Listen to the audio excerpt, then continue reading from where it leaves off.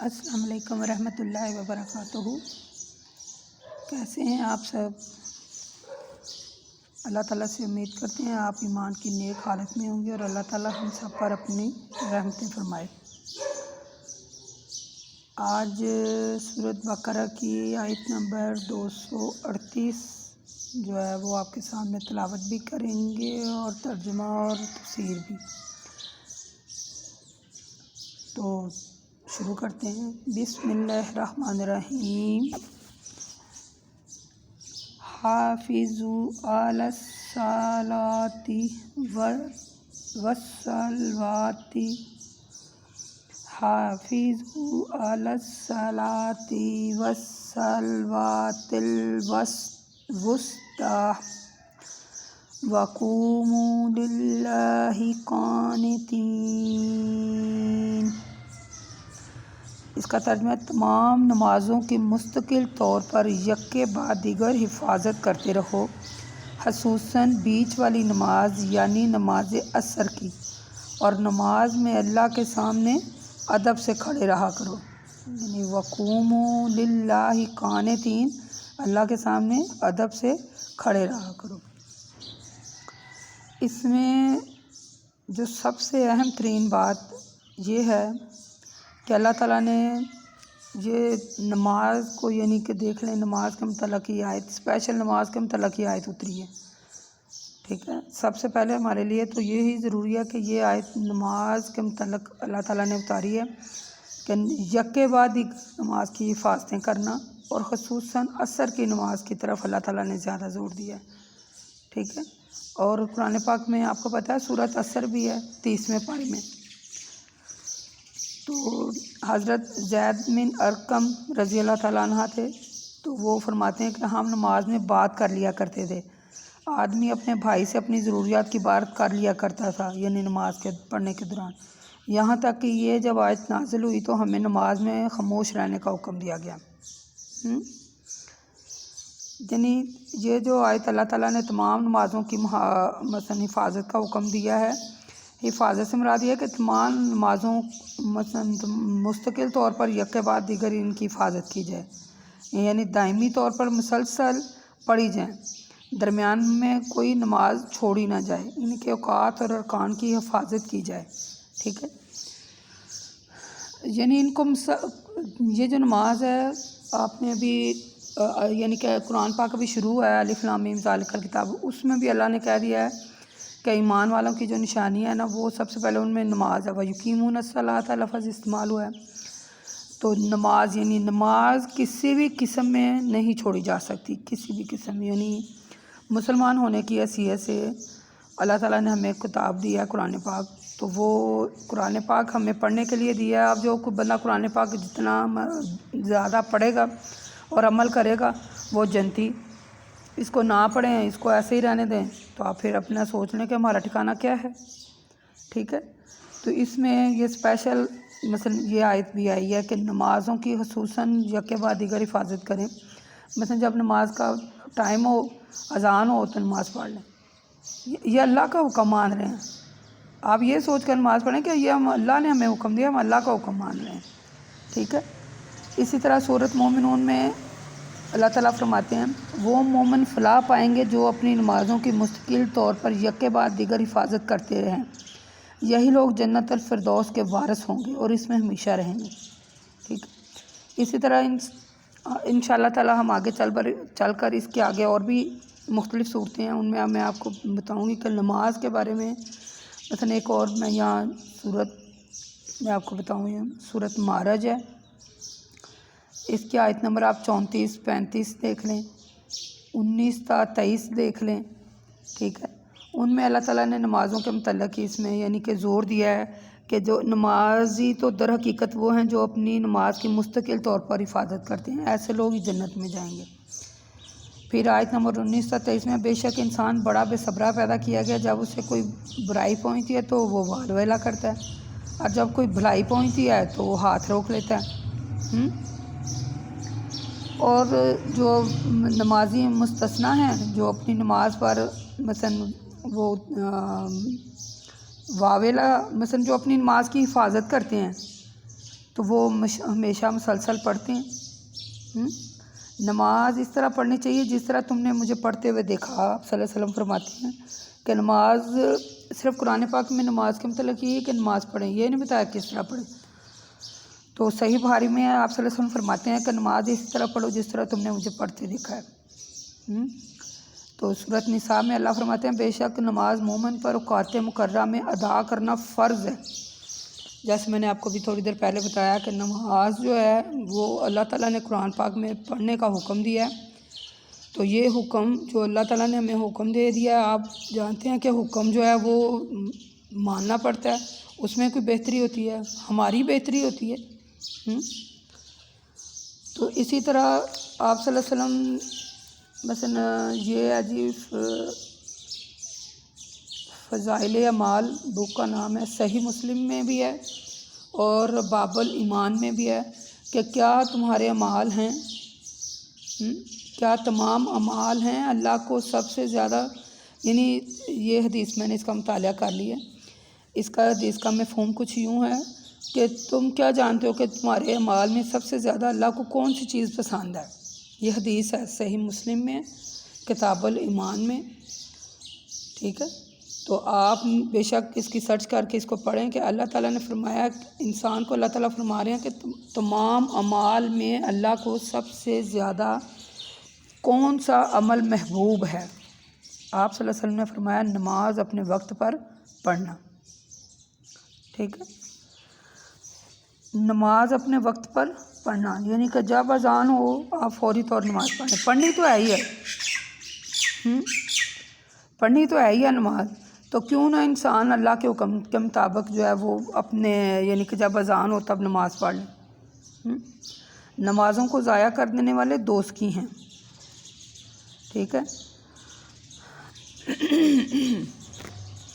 ایک اور حدیث میں آپ کے سامنے بیان کر دوں، وہ بیچ والی نماز کے سلسلے میں جو نماز اثر ہے اس کے سلسلے میں آپ صلی اللہ علیہ وآلہ وسلم نے فرمایا، صحیح مسلم میں ہے، جس کی نماز عصر کی فوت ہو گئی اس کے اہل و عیال اور مال سب لوٹ لیا گیا، یعنی جس نے عصر کی نماز چھوڑ دی اس کا عمل ضائع ہو گیا۔ تو آپ دیکھ لیں کہ نماز نہ پڑھنے سے کیا ہوتا ہے، اور جو نماز پڑھتے ہیں ان کے بارے میں اللہ تعالیٰ نے کیا یعنی کہ انعام رکھے ہوئے ہیں، ٹھیک ہے۔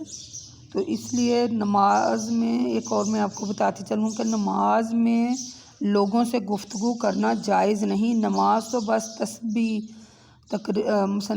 کرنا، قرآن پڑھنا نماز ہے، ٹھیک ہے۔ میں نے آپ اکثر نوٹ کریے گا یہ بات جو میں نے آپ کو کہنے لگی ہوں کہ جب آپ کسی مجلس میں ہوں یا کہیں عورتیں زیادہ اکٹھی نماز پڑھ رہی ہیں تو آپ دیکھیں عورتیں نماز پڑھنے کے دوران ادھر ادھر دیکھ رہی ہوتی ہیں، ادھر ادھر دیکھ رہی ہوتی ہیں، کبھی اپنے جسم کو حرکت دے رہی ہوتی ہیں، کبھی کچھ کر رہی ہوتی ہیں، کبھی بالوں میں خارش کر رہی ہوتی ہیں، کبھی کچھ کر رہی ہوتی ہیں۔ آپ نوٹ کریے گا کیسے یہ دراصل شیطان نماز میں سے چوری کرتا ہے۔ شیطان جو ہوتا ہے نا یہ ایسے کام کرواتا ہے تو یہ نماز میں سے چوری کرتا ہے، یعنی انسان کا دھیان جو ہے نا وہ ادھر ادھر لگانے کی کوشش کرتے ہیں۔ تو مثلا یہ جائز نہیں ہے، اس کے بارے میں نے آپ کو بتایا۔ نماز جو ہے ہمیشہ نماز جو ہے وہ خشوع خضوع کے ساتھ ادا کرنی چاہیے، تمام ارکان عاجزی انکساری سے ادا کرنے چاہیے، ٹھیک ہے۔ اور جو لوگ جو مومنین یعنی ان کو فلاح نصیب ہوتی ہے جو نماز اپنی خشوع خضوع کے ساتھ ادا کرتے ہیں، ٹھیک ہے۔ بات یہ ہے کہ ہمیں اللہ تعالیٰ کی عبادت ایسے کرنی چاہیے جیسے وہ ہمیں دیکھ رہا ہے۔ اگر یہ بھی خیال نہ ہو سکے تو یہی خیال کر لو کہ تم اس کو دیکھ رہے ہو، یہ ایک حدیث بھی ہے۔ اپنی نمازوں کو حسین ترین بنانا چاہیے، نماز میں ہمیشہ ساکن کھڑے رہنا چاہیے، یعنی آپ صلی اللہ علیہ وسلم فرماتے ہیں کہ ہمیں حکم دیا گیا ہے کہ 7 ہڈیوں پر سجدہ کریں اور نہ کپڑا سمیٹیں اور نہ بال، جیسے میں نے ابھی آپ کو تھوڑی دیر پہلے بتایا، ٹھیک ہے۔ 7 ہڈیوں پر سجدہ کرتے ہیں۔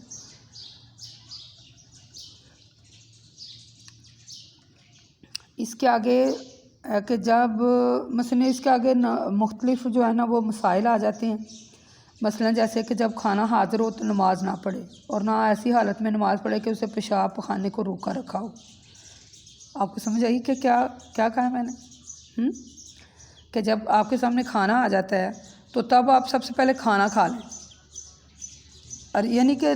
کھانا کھانے کا مطلب یہ ہے کہ آپ جب کھانا کھائیں گے تو آپ کا جو جسم ہے وہ سکون کی حالت میں ہوگا۔ ظاہر ہے جب آپ کو بھوک لگی تو آپ جلدی جلدی نماز ادا کریں گے، نہیں، ایسا نہیں ہے۔ سب سے پہلے آپ کھانا کھائیں، آپ کھانا کھائیں گے تو آپ کو اطمینان محسوس ہوگا اور پھر آپ سکون کے ساتھ نماز ادا کر سکیں گے۔ اسی طرح جب آپ کو پیشاب آیا ہو یا پخانہ آیا ہو تو آپ کہیں ابھی تو میرا وضو ہے تو